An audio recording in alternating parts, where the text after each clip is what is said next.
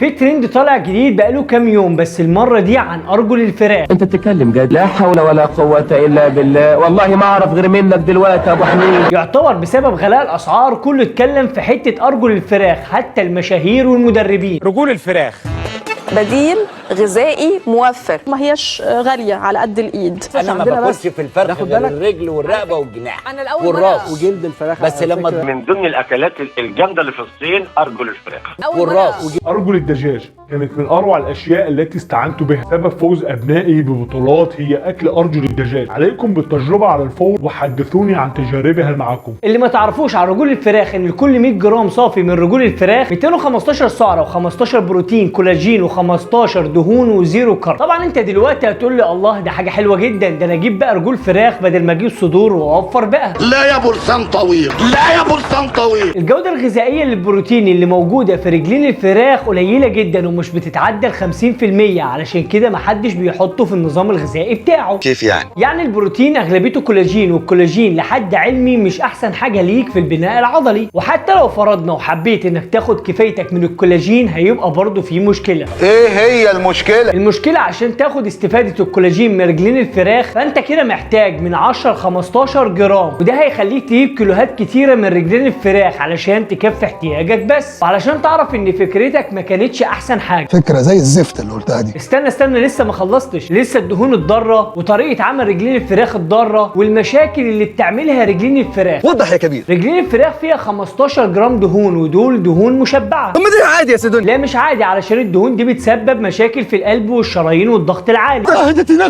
وضيف فوق كل ده ان لكل 100 جرام ارجل فراخ 10 مللي جرام كوليسترول من النوع الضار. الطريقه الوحيده الامنه لاكل ارجل الفراخ هو انك تقليها، والقلي هيسبب لك مشاكل في السعرات. اكل ارجل الفراخ هيسبب لك مشاكل واعراض جانبيه زي اسهال وقيء وغثيان وغيره.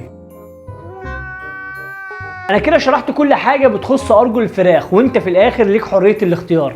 سلام.